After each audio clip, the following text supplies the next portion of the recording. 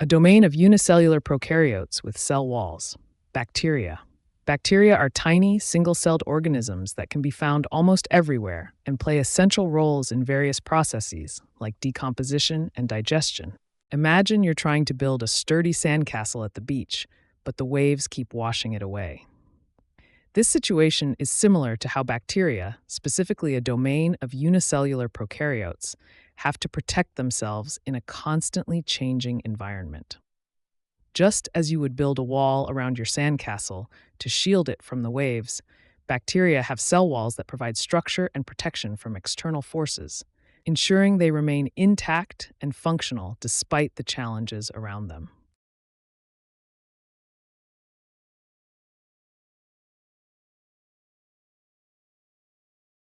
Non-living particle of DNA or RNA within a protein coat, it infects cells to reproduce. Virus. A virus is a tiny agent that can only multiply inside the cells of living organisms. Imagine you're hosting a party, and an uninvited guest sneaks in. This is similar to how a virus operates, as it needs to infiltrate a host cell to replicate itself. Just like the uninvited guest who uses your party supplies to enjoy themselves, a virus is a non-living particle of DNA or RNA wrapped in a protein coat that hijacks a cell's machinery to reproduce, using the cell's resources much like the guest uses yours.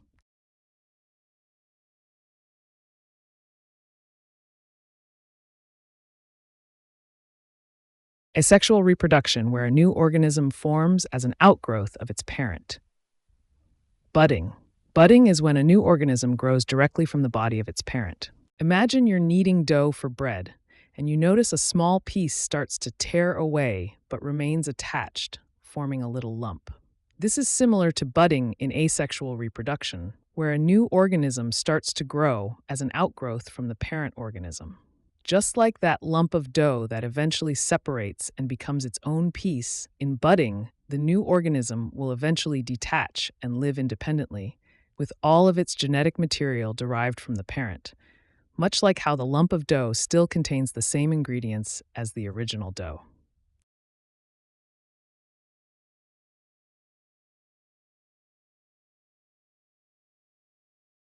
Asexual reproduction, where one cell divides into two identical cells. Binary fission.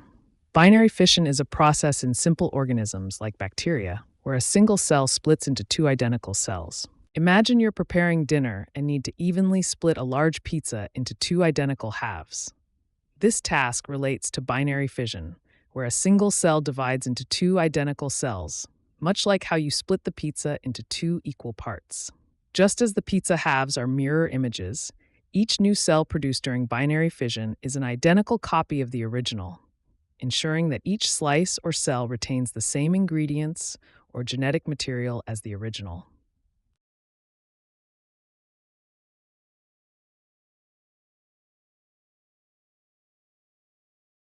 A thick-walled structure that protects the DNA of bacteria. This protects the DNA in unfavorable conditions.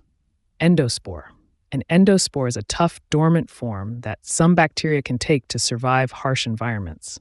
Imagine you're caught in a sudden downpour without an umbrella, and you use a sturdy coat to protect yourself from getting soaked. This situation is similar to how certain bacteria use endospores to shield their vital DNA from harsh environmental conditions.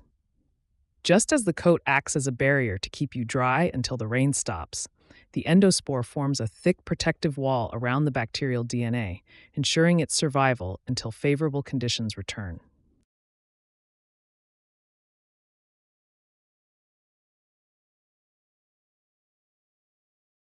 The organism on or in which a parasite lives. Host. In science, a host is an organism that provides food or shelter for another organism, like a parasite. Imagine you're hosting a party, and there's that one guest who doesn't bring any snacks, but eats everything you provide. Just like that guest who relies on you for food, a parasite relies on its host for nutrients and shelter. In this analogy, you're the host providing for the parasite, which is the uninvited guest benefiting from your hospitality without giving anything in return, much like how a parasite benefits from the organism it's living on or in.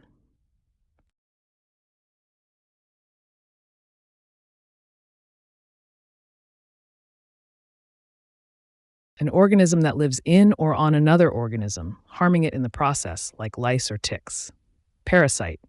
In simple terms, a parasite is a creature that depends on another living being for survival while causing it harm.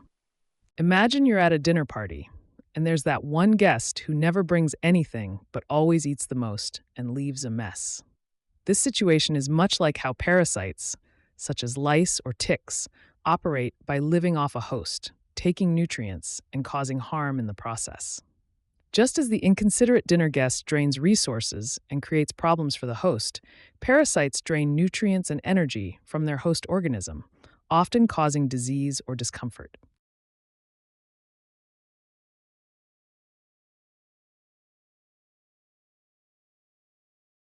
A long, tail-like structure that helps a cell to move. Flagellum. A flagellum is a whip-like appendage that enables cells like sperm and bacteria to swim. Imagine trying to navigate a canoe across a lake without a paddle. Just like how using a paddle helps propel and steer the canoe through the water, a flagellum acts as a cell's tool for movement, allowing it to swim through its environment. In this analogy, the flagellum is the paddle, the cell is the canoe, and the water is the cell's surrounding environment, illustrating how the flagellum's tail-like structure enables the cell to move efficiently and purposefully.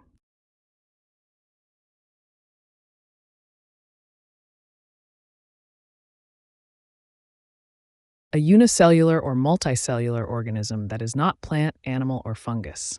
Protist. Protists are diverse organisms that often thrive in watery environments and can be similar to amoebas or algae.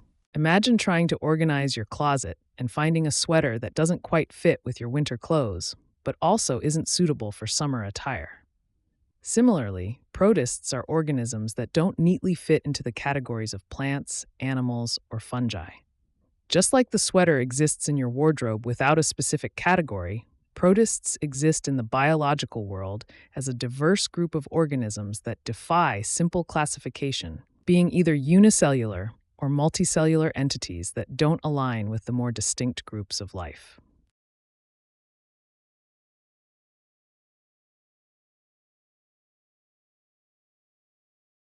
A one-celled protist that eats other organisms, like an amoeba. Protozoan.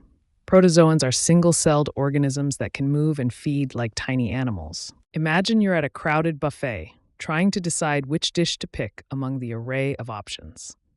Just like you, a protozoan such as an amoeba navigates its environment to find and consume different organisms for nourishment. In this analogy, the buffet represents the diverse environment.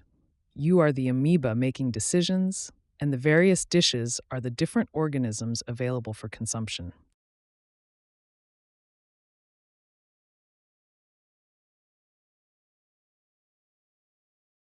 Extension of the cytoplasm that some protists use to move, also called false foot. Pseudopod. A pseudopod is like a temporary foot that some microscopic organisms use to move around or take in food. Imagine trying to reach something on a high shelf without a step stool, so you stretch and extend your arm as far as you can. This action is similar to how some protists use pseudopods to move and interact with their environment. Just as your arm extends to reach an object, a pseudopod is an extension of a protist's cytoplasm, allowing it to reach forward and pull the rest of its body along, much like your false foot reaching across to help you move forward.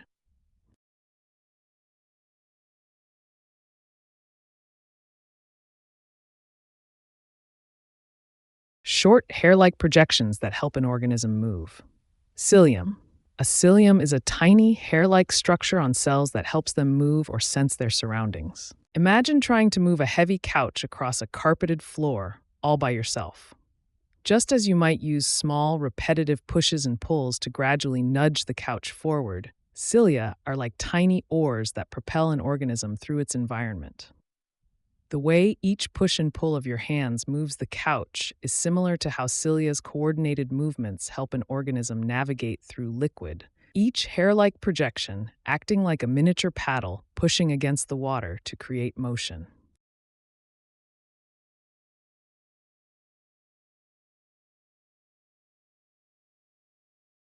A photosynthetic organism without roots, stems, or leaves. Algae. Algae are simple plants that live in water and make their own food through photosynthesis.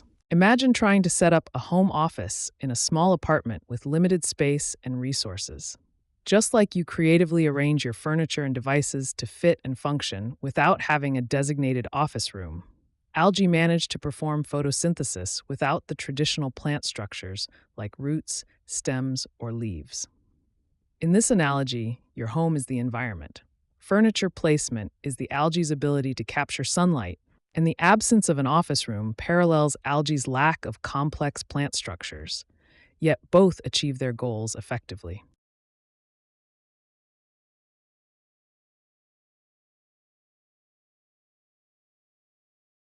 A reproductive cell that can grow into a new plant. Spore. A spore is a tiny seed-like cell that helps plants, fungi, and some bacteria reproduce and spread. Imagine you have a single key that can open an entire house filled with different rooms, each with unique purposes and functions. Just like this key, a spore is a tiny, seemingly simple structure that has the potential to grow into an entire new plant with all its complex parts. The connection here is that both the key and the spore hold the power to unlock and initiate a much larger, more complex system from a singular, compact form.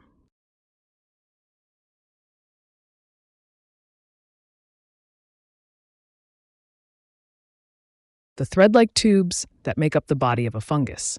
Hypha. Hyphae are the long, thin structures that help fungi absorb nutrients from their environment.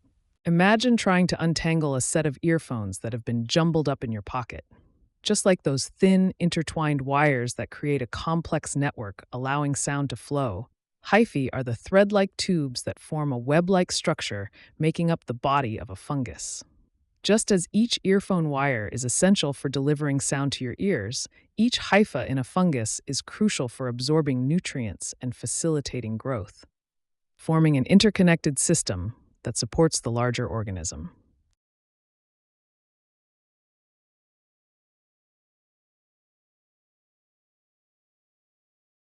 An organism made up of a fungus and a green alga in a symbiotic relationship. Lichen. Lichen is a partnership between fungi and algae that live together, benefiting from each other. Imagine you're trying to make a perfect sandwich, but you're missing the bread, and your friend is missing the filling. This situation is similar to how a lichen functions, where a fungus and a green alga each provide what the other lacks to thrive. Just as you and your friend combine your resources to create a satisfying meal, the fungus offers structure and protection, while the alga provides food through photosynthesis, creating a mutually beneficial partnership.